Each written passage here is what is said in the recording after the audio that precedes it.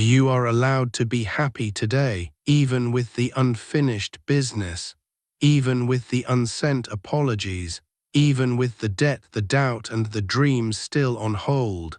Happiness isn't a reward for a life well managed. It's a practice, a choice, a muscle, and the craziest part, you can start building it in the next 5 minutes. Not as a performance, not as toxic positivity, but as a real grounded hard-won daily peace that doesn't collapse when life gets difficult. Let this audiobook show you how. Hit like, subscribe, and share this with someone who needs permission to feel good today, even in the middle of hard things. Chapter 1: Happiness is a decision, not a condition. Most people are waiting for life to calm down, waiting for problems to disappear, waiting for the perfect moment when everything finally feels right. They tell themselves, I'll be happy when I get the job, when I make more money, when I find the right person, when things settle down. But life does not work that way, because just when one problem ends, another begins. Just when one goal is reached, a new one appears. The finish line keeps moving, and if your happiness depends on everything going right, you will spend your entire life chasing something that never stays. Happiness is not something you arrive at, it is something you decide. Right now, in the middle of everything, that is where most people struggle. Because they have been trained to believe that happiness is the result of circumstances. Good day equals happiness, bad day equals frustration, easy life equals peace, hard life equals stress. But look around, there are people in New York working high-pressure jobs, dealing with constant stress, yet they carry a sense of calm and fulfillment. There are people in small towns facing financial challenges who still find joy in their daily routines. And there are people who seem to have everything: money, success, recognition, yet they feel empty. The difference is not the situation. The difference is perspective. There is a man in Chicago who wakes up at 5 a.m. every day. He works a physically demanding job. He often deals with unpredictable schedules and long hours. From the outside, it looks exhausting. But every morning before his day begins, he sits quietly with a cup of coffee, not rushing, not scrolling, just being present. He told someone once, if I can own the first 10 minutes of my day, the rest doesn't control me. That is a decision, not based on comfort, not based on ease, but based on intention. Happiness begins in small moments like that. It is not built through major life changes alone. It is built through daily choices that most people overlook. The way you start your morning, the way you respond to inconvenience, the way you speak to yourself when things go wrong. These moments seem small, but they shape your entire experience. Imagine two people stuck in traffic on a busy highway in Los Angeles. One is frustrated, gripping the steering wheel, checking the time, getting irritated with every delay. The other is listening to something that helps them grow, or simply sitting calmly accepting that the situation is out of their control. Same traffic, different experience. This is where happiness lives, not in controlling everything, but in choosing how you experience what you cannot control. And this requires discipline, because your mind will not automatically choose the better perspective. It will often default to stress, frustration, or negativity. That is its nature. Your job is to guide it. You do that by interrupting patterns. When something goes wrong, instead of reacting instantly, pause. Ask yourself, is this situation worth losing my peace over? Most of the time the answer is no. But without that pause, you react automatically. You turn small problems into large emotional responses. You carry frustration from one moment into the next. You allow temporary situations to define your entire day. This is how people lose control of their happiness, not through major events, but through repeated small reactions. Happiness is built by managing those reactions. Another important shift is understanding that happiness is not constant excitement. In the United States, there is a strong cultural push toward high energy, constant stimulation, always doing more, always chasing something bigger. Social media amplifies this. It shows highlights, achievements, and moments of excitement. It creates the illusion that happiness means always feeling good. That is not real. Real happiness is often quiet. It is the ability to sit in your own space without needing constant distraction. It is the ability to go through your day with a steady mindset even when things are not perfect. It is the ability to find satisfaction in progress, not just results. There is a woman in Texas who runs a small business. Some days are successful, some days are slow. Early on, her mood would rise and fall based on how the business was doing. A good day meant she felt great. A slow day meant she felt discouraged. But over time, she realized something important. If she tied her happiness to outcomes, she would always feel unstable, so she shifted her focus. Instead of measuring her day by results, she measured it by effort. Did she show up fully? Did she move things forward? Did she stay consistent? That shift changed everything, because now even on difficult days she could still feel a sense of satisfaction. This is how you build stable happiness. You anchor it to things you can control: your effort, your mindset, your actions, not external results. If this audiobook is bringing you value so far, take a moment to like it, share it with someone who needs to hear this. Leave a comment with your biggest takeaway, and subscribe to Prime Audiobooks for more content like this. Now let's continue. There is also a deeper layer to happiness that many people avoid: acceptance. Not everything in your life will go as planned. There will be setbacks. There will be disappointments. There will be moments where things simply do not work out. Fighting reality does not change it, but accepting it gives you power. Acceptance does not mean you stop trying to improve your life. It means you stop resisting what already is.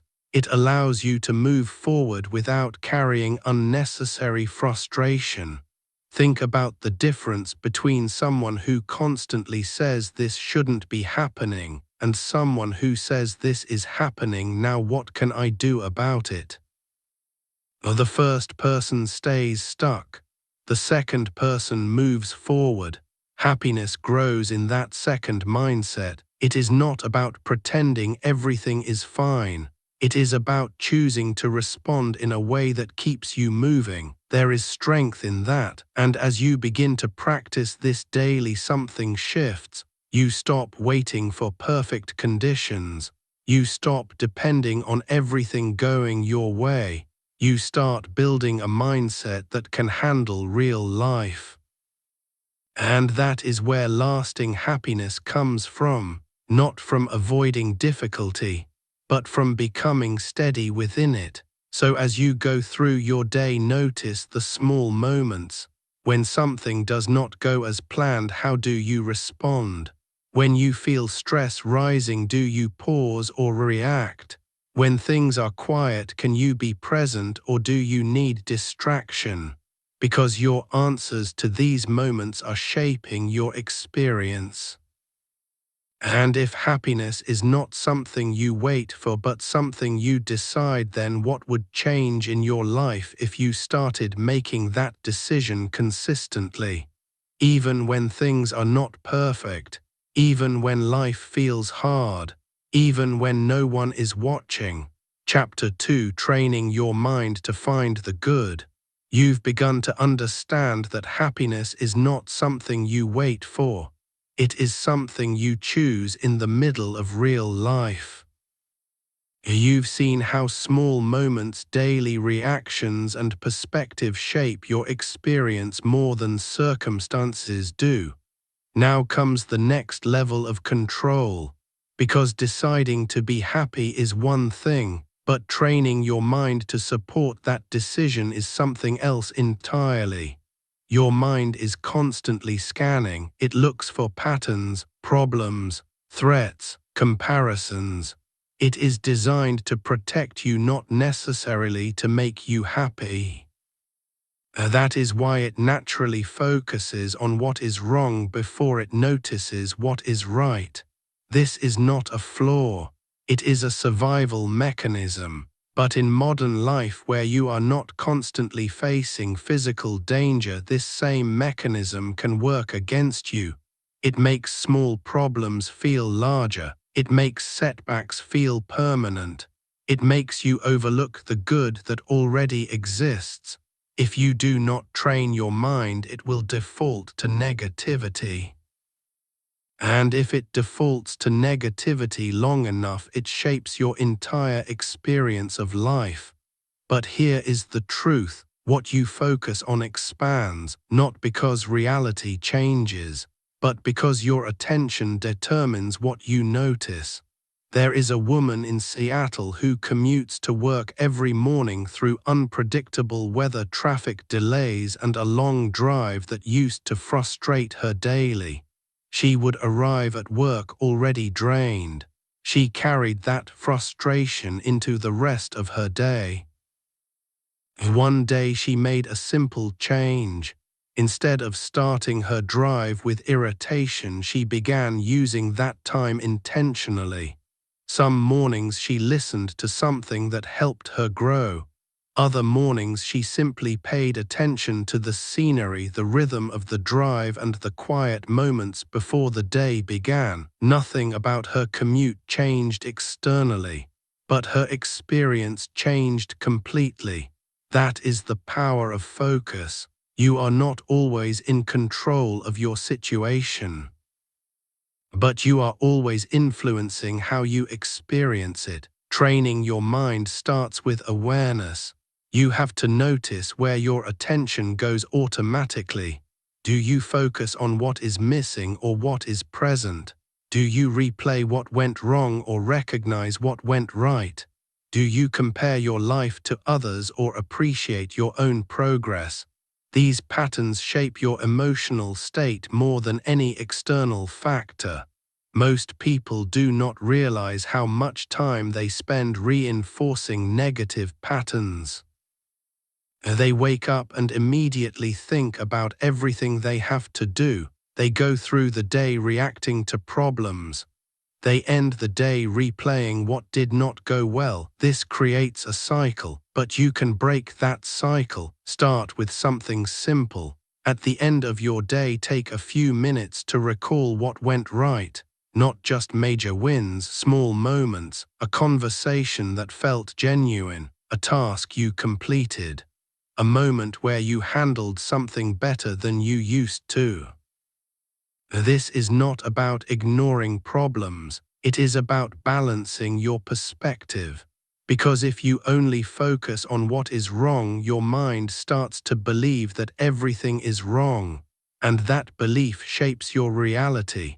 Another powerful shift is learning to reframe situations. Reframing does not mean lying to yourself. It means choosing a perspective that allows you to move forward instead of staying stuck. When something goes wrong, your first thought might be, "This is frustrating." That is natural. But what comes next matters more. Do you stay in that frustration or do you shift? You could say, "This is inconvenient, but I can handle it." Or, "This is not ideal, but I can learn from it." Or even, "This is part of the process." These small shifts do not change the situation, but they change your response to it. and your response determines your experience. There is a man in Denver who was working toward a promotion for months. He put in extra hours and took on more responsibility and expected the opportunity to come through. When it didn't, he felt disappointed. For a moment he considered stepping back, doing less, and questioning his effort. But instead he chose a different perspective. He asked himself what he could improve, what skills he could develop further, and how he could position himself better for the next opportunity. A year later, he not only earned the promotion but stepped into a role that was even more aligned with his goals. The situation did not define him.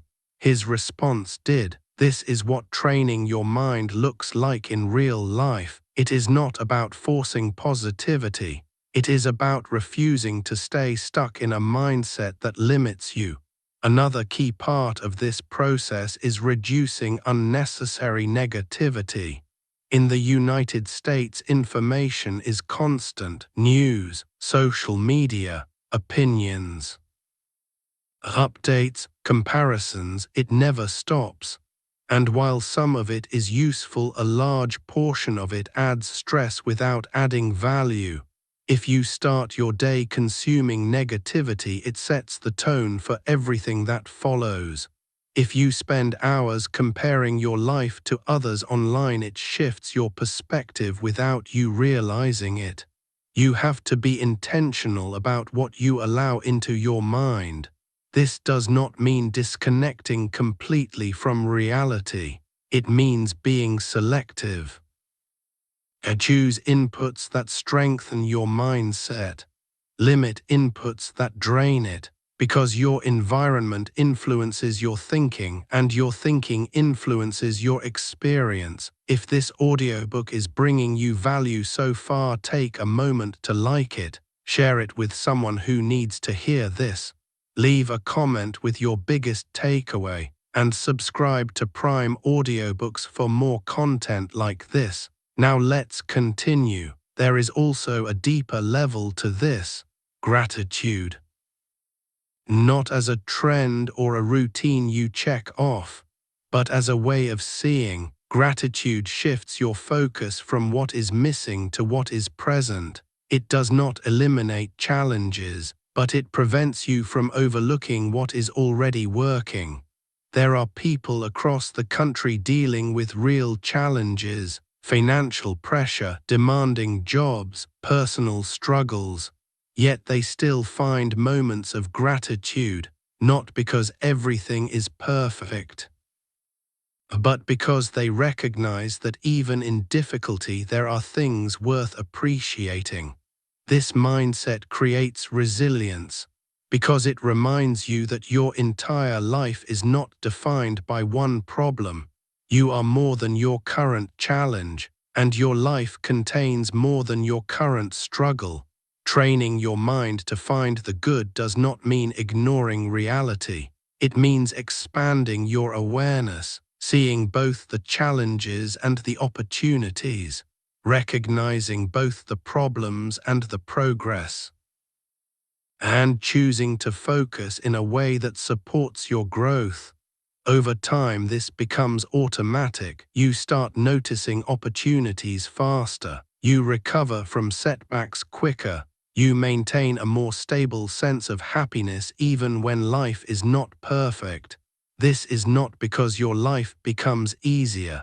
It is because your mindset becomes stronger. So as you move through your day, pay attention to your focus.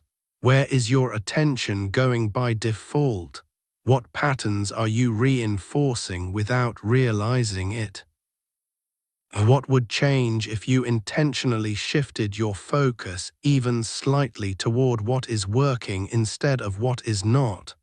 Because if your mind becomes trained to find the good even in difficult situations, then what kind of experience would you begin to create for yourself? And how would that change the way you live every single day? Chapter 3: Controlling what you can, releasing what you can't. You've begun to see that happiness is a decision made in real moments, not a reward waiting at the end of perfect circumstances. You've trained your mind to notice what is working instead of only what is wrong. But there is still one major source of stress that quietly disrupts daily happiness: the habit of trying to control everything. Most people are exhausted not because life is hard, but because they are fighting battles they were never meant to control. They try to control how others think. They try to control outcomes that are uncertain. They try to control timing, results, and situations that depend on factors far beyond their reach. And when those things do not go as planned, frustration builds. This is where happiness begins to slip away, because control, when misunderstood, becomes a trap. There is a difference between influence and control. You can influence your effort. You can influence your preparation. You can influence your attitude and your actions, but you cannot control how others respond. You cannot control every outcome. You cannot control every unexpected turn in your life. When you blur that line, you create unnecessary stress. There is a man in New Jersey who worked in sales where results were never guaranteed. Some months he would exceed expectations. Other months, despite the same effort, results would fall short. Early on, he tied his mood directly to his numbers. Good results meant confidence. Poor results meant frustration. But over time, he realized something important. The only part of the process fully within his control was his effort and consistency. So he shifted his focus. Instead of measuring success by outcomes alone, he measured it by whether he executed his daily process fully. Did he make the calls? Did he prepare? Did he follow through? Once he made that shift, something changed. His stress decreased, his consistency improved, and eventually his results became more stable. Because he stopped wasting energy trying to control what he could. This principle applies to every area of life. In relationships, you can show up honestly, communicate clearly, and give your best effort, but you cannot control how the other person feels or behaves. Trying to force outcomes creates tension and disappointment. In your career, you can work hard, build skills, and take opportunities, but you cannot guarantee promotions or recognition on your timeline. In daily life, you can plan your day, organize your schedule, and prepare for what's ahead, but you cannot prevent every delay, inconvenience, or unexpected event.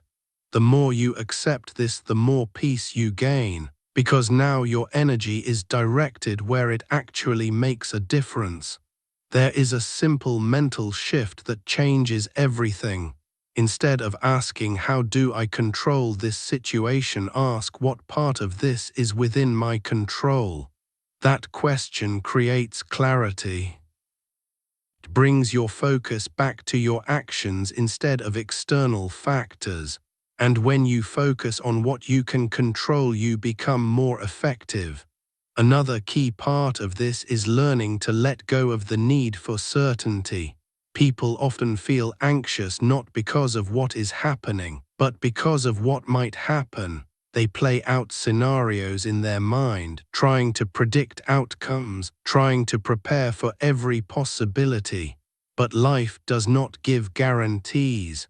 Uncertainty is part of the process. The attempt to eliminate it completely leads to constant tension. There is a woman in Colorado who spent years overthinking every decision. Whether it was career choices, financial moves, or personal decisions, she would analyze every possible outcome before taking action.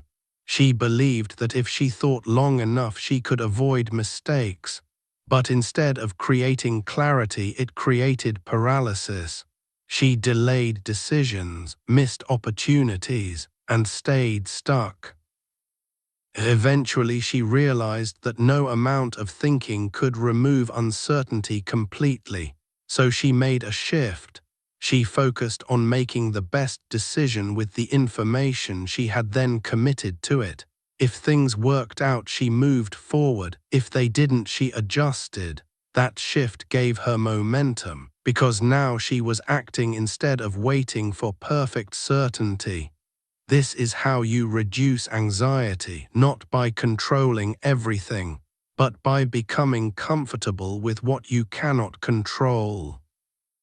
There is strength in that acceptance, and acceptance does not mean passivity.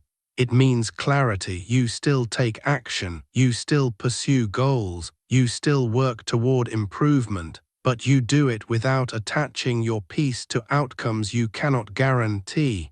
If this audiobook is bringing you value so far, take a moment to like it, share it with someone who needs to hear this. Leave a comment with your biggest takeaway, and subscribe to Prime Audiobooks for more content like this. Now let's continue. Another important aspect of controlling what you can is managing your daily habits, because while you cannot control everything in life, you can control your routines, and routines create stability. When life feels unpredictable, your habits become your anchor. Waking up at a consistent time, moving your body regularly, taking time to think clearly before reacting, staying organized in your responsibilities. These actions may seem simple, but they create a sense of control in a world that often feels uncertain. There is a reason why people who maintain strong routines tend to handle stress better, because they have structure. Structure reduces chaos, and when your external environment becomes chaotic, your internal structure keeps you steady. Another layer to this is emotional control. You cannot control every feeling that arises, but you can control how you respond to those feelings. You can feel frustration without reacting impulsively. You can feel stress without letting it dictate your actions. You can feel uncertainty without shutting down. This is a skill, and like any skill, it improves with practice. Each time you pause before reacting, you strengthen that control. Each time you choose a response instead of defaulting to a reaction, you build stability. Over time, this becomes natural. You stop being easily shaken by small disruptions. You handle larger challenges with more clarity. You maintain a more consistent sense of calm. This is where daily happiness becomes sustainable, not because everything is going perfectly, but because you are no longer being pulled in every direction by things outside your control. So as you move forward, pay attention to where your energy is going. Are you spending time trying to control things that are out of your hands? Are you creating stress by expecting certainty where none exists? Are you neglecting the areas where you actually have influence? And if you shifted your focus completely to what you can control, your actions, your mindset, your habits, how much lighter would your day feel? How much more effective would your decisions become? And how would that change the way you experience life even when it is hard? Chapter 4: Creating Stability in an Unstable World. You've started to choose happiness in the middle of real life instead of waiting for perfect conditions. You've trained your mind to focus on what's working, and you've learned to separate what you can control from what you can't. Now the next step is building something deeper: stability, because even when your mindset improves, life will still be unpredictable. And without internal stability, your happiness will rise and fall with every external shift. Most people are living reactively. Their mood depends on how the day goes. Their energy depends on how others treat them. Their focus depends on whether things are smooth or difficult. This creates a fragile experience, because when everything is good they feel good, but the moment something goes wrong everything shifts, stress increases, patience disappears, and their sense of control fades. Stability changes that. Stability is not about controlling the world around you. It is about becoming steady within it. Think about a skyscraper in a major city like New York or Chicago. It stands tall not because the weather is always perfect, but because its foundation is strong. Wind hits it, storms pass through, conditions change, but the structure holds because it was built to handle pressure. You need that same kind of foundation internally, because life will apply pressure.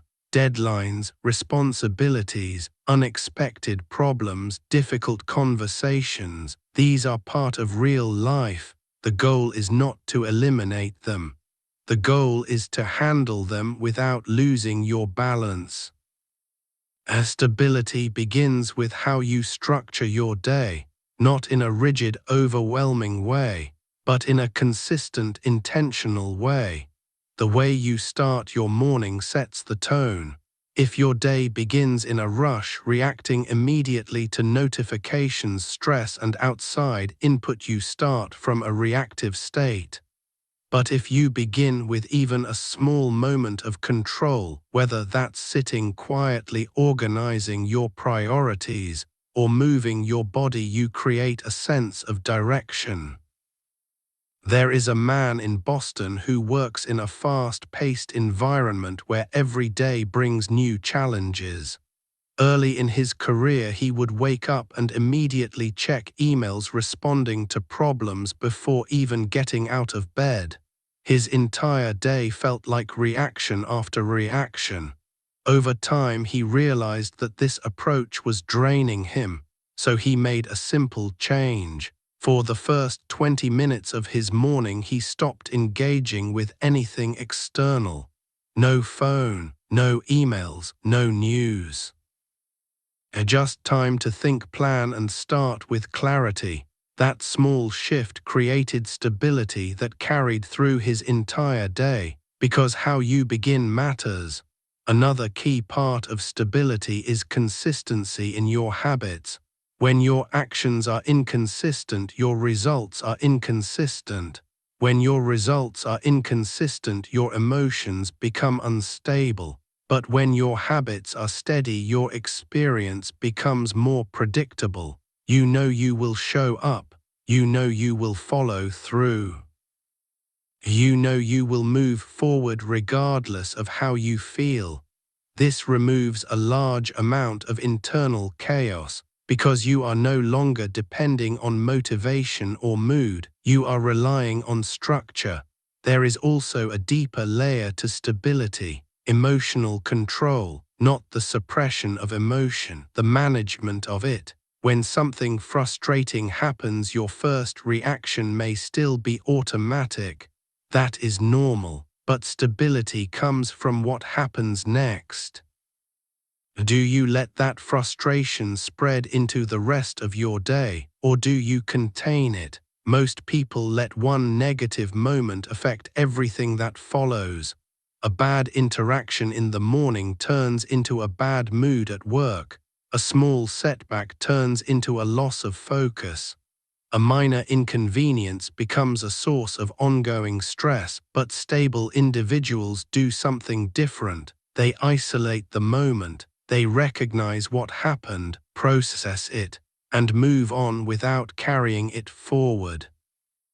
This is a skill, and like any skill, it improves with practice. There is a woman in Atlanta who manages multiple responsibilities: career, family, and personal commitments. Her days are rarely smooth. Problems come up regularly. but she developed a habit that changed her experience. Whenever something went wrong, she gave herself a short window to react internally, acknowledge the frustration, feel it, and then reset. She refused to let one moment define the rest of her day. That simple boundary created emotional stability in a life that was otherwise unpredictable. You can do the same. You do not need perfect conditions to feel steady. You need control over your response. If this audiobook is bringing you value so far, take a moment to like it. Share it with someone who needs to hear this. Leave a comment with your biggest takeaway. And subscribe to Prime Audiobooks for more content like this. Now let's continue. Another important aspect of stability is reducing unnecessary complexity. Many people overload their lives, too many commitments, too many distractions, too many things pulling their attention in different directions. This creates mental noise, and mental noise leads to stress. Simplifying does not mean doing less in a negative way. It means focusing on what actually matters, prioritizing your time, eliminating what does not add value, and creating space in your day to think clearly. When your life is less cluttered, your mind becomes clearer, and clarity leads to better decisions. Better decisions lead to better outcomes, and better outcomes reinforce stability. There is also the element of physical stability. Your body affects your mind more than you realize. When you are exhausted, everything feels harder. When you are inactive, your energy drops. When your routine lacks movement, your focus decreases. You do not need extreme routines to fix this. Simple, consistent movement, regular sleep, basic care for your physical health, these create a baseline that supports everything else, because mental stability is harder to maintain when your physical state is constantly fluctuating. As you build stability, you will notice a shift. You stop reacting to every small change. You handle pressure more calmly. You maintain a steady sense of direction even when things are uncertain.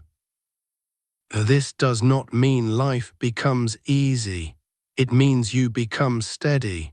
And that steadiness is what allows happiness to exist consistently, not just occasionally. So as you move forward, look at your daily life honestly. Where are you creating unnecessary chaos? Where are you reacting instead of responding? What habits are adding stability and which ones are taking it away? And if you built a stronger internal foundation through your routines, your responses, and your focus, how would that change the way you experience your days? Especially when life becomes unpredictable. Chapter 5: Meaning over Mood. You've learned how to choose happiness instead of waiting for it, how to train your mind to focus on what's working, how to separate control from chaos, and how to build stability that holds even when life shifts. But there is still one final trap that keeps people stuck: chasing a constant good mood instead of building a meaningful life, because mood is temporary. It rises and falls throughout the day, influenced by sleep, stress, interactions, and countless small factors. If your goal is to feel good all the time, you will constantly feel like you are falling short. Some days will be heavy, some moments will be frustrating, some situations will not go your way. That is reality. But meaning is different. Meaning is steady. It does not depend on how you feel in a moment. It comes from what you are building, what you are contributing, and how you are choosing to live. And when your life has meaning, your happiness becomes more stable. There is a man in Ohio who works long hours supporting his family. His job is not always exciting. Some days are repetitive. Some days are physically exhausting. But when he talks about his life, he does not focus on the difficulty. He focuses on what it represents, providing stability, creating opportunities for his children, building something that matters beyond himself. His mood is not always high, but his sense of purpose keeps him grounded. That is the difference. When you rely on mood, you feel good only when conditions are right. When you rely on meaning, you feel steady even when conditions are not. This is where many people get it wrong. They structure their lives around comfort. They avoid difficulty, chase easy satisfaction, and try to eliminate anything that feels uncomfortable. But in doing so, they also remove the very things that create depth, challenge, growth, contribution, and without those, life starts to feel empty. Not because nothing is happening, but because nothing feels significant. There is a woman in California who spent years chasing comfort. She avoided risks, stayed in situations that were easy, and filled her time with distractions. On the surface, everything seemed fine, but internally she felt restless. Something was missing. Eventually she realized that her life lacked direction, so she made a change. She started setting goals that required effort. She began working towards something that challenged her. It was not always enjoyable in the moment, but over time it gave her a sense of progress and purpose that comfort never could. This is what meaning does. It gives weight to your actions. It connects your daily effort to something larger than the moment, and that connection creates a deeper form of happiness, not constant excitement, but steady fulfillment. To build meaning, you need direction. You need to decide what matters enough to commit to even when it is difficult. This could be your career, your health, your relationships, or something you are building on your own. It does not have to be complicated, but it has to matter to you, and once you choose it, you commit. Not just when you feel motivated, not just when it is convenient, but consistently. This is where your earlier discipline becomes important, because meaning is built through repeated action, showing up when it is hard, continuing when progress feels slow, staying focused when distractions are easier. These moments do not always feel good, but they create something valuable over time. There is also a shift that happens when you focus on contribution instead of just personal comfort. When your life is only about how you feel, your perspective becomes narrow. Every inconvenience feels larger, every challenge feels personal. But when you contribute, when you create something that helps others or adds value, your perspective expands. You become less focused on temporary discomfort and more focused on impact. There is a teacher in Michigan who faces daily challenges. Limited resources, difficult schedules, constant demands, but she continues to show up with purpose, not because every day is easy, but because she knows her work matters. That sense of contribution gives her strength that goes beyond mood. You can apply this in your own way. You do not need a specific role or title to contribute. It can be in how you show up for people, in the work you produce, in the effort you put into what you are building. A contribution creates meaning, and meaning stabilizes happiness. If this audiobook is bringing you value so far, take a moment to like it, share it with someone who needs to hear this, leave a comment with your biggest takeaway, and subscribe to Prime Audiobooks for more content like this. Now let's continue. Another important part of this is redefining what a good day means. Most people define a good day as one where everything goes smoothly, no stress, no problems. Everything works out, but that definition is fragile because it depends on external conditions. Instead, define a good day based on your actions. Did you show up? Did you stay consistent? Did you move forward even if it was small? If the answer is yes, then the day has value, even if it was difficult. This shift changes everything because now even hard days can feel meaningful. And when hard days feel meaningful, they no longer feel wasted. They become part of your progress. And this is how you build a life that feels fulfilling, not just comfortable. Over time, you will notice a change.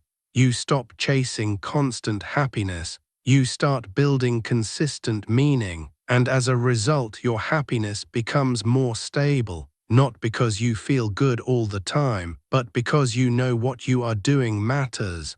That certainty creates calm, it creates direction, it creates resilience. So as you move forward, look at your life honestly. Are you chasing comfort or are you building something meaningful? Are your daily actions connected to something that matters to you? Are you defining your days by how you feel or by what you do? And if you shifted your focus completely toward meaning, toward building, contributing, and growing, how would that change your experience of happiness? Even on the days when life feels hard. Chapter 6: Living it daily no matter what. You've learned to choose happiness instead of waiting for it.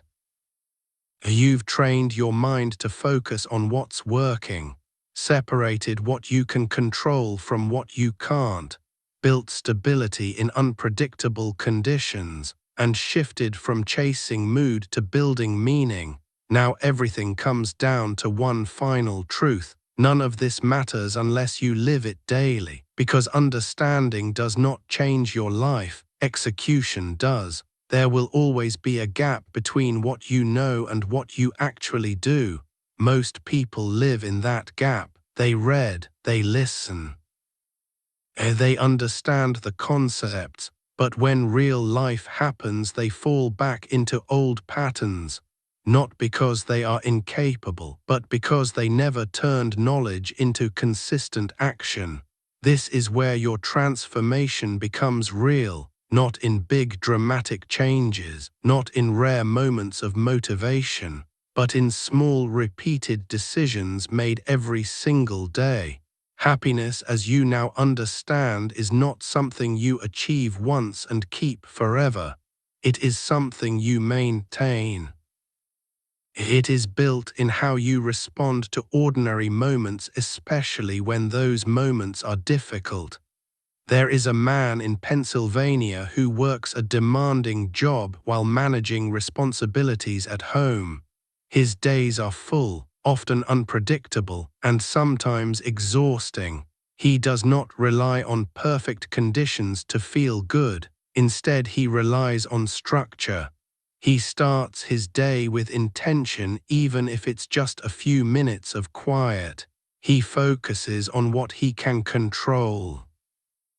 He keeps his habits consistent, and when things go wrong, he does not let one moment define his entire day. Over time, this approach created a steady sense of calm in a life that is far from easy. That is what living this daily looks like. It is not about perfection, it is about consistency. You will still have hard days, days where you feel off, days where things do not go as planned, days where your energy is low, but those days are not an exception. They are part of the process. The difference now is how you handle them. Instead of letting those days take over, you return to your foundation. You choose your response. You manage your focus. You stay consistent with your actions. You reconnect with what matters. This is how you maintain happiness even when life is hard. Another important part of living this daily is accepting that progress is not always visible. There will be periods where it feels like nothing is changing. You are putting in effort, staying disciplined, managing your mindset, but the results are not immediate. This is where many people lose momentum because they expect constant visible progress, but real growth often happens quietly. It builds beneath the surface, the habits you are creating, the mindset you are strengthening, the way you respond to challenges. All of this compounds over time, even if you cannot see it immediately. There is a woman in North Carolina who committed to improving her daily habits. She focused on small changes, waking up with intention, managing her reactions, staying consistent with her routines. For months nothing dramatic happened, but over time she noticed something subtle. She was less reactive, more focused, more stable. The changes were not loud, but they were real, and eventually they showed up in every area of her life. This is how transformation works, not through sudden breakthroughs, but through steady accumulation. Another key part of living this daily is being honest with yourself. You have to recognize when you are slipping back into old patterns, when you are reacting instead of responding, when you are focusing on what is wrong instead of what is working, when you are trying to control things that are out of your hands, when you are chasing comfort instead of meaning. This awareness allows you to adjust quickly, because the goal is not to be perfect. The goal is to stay aligned. And alignment requires regular correction. There will be moments when you fall off track. That is normal. What matters is how quickly you return.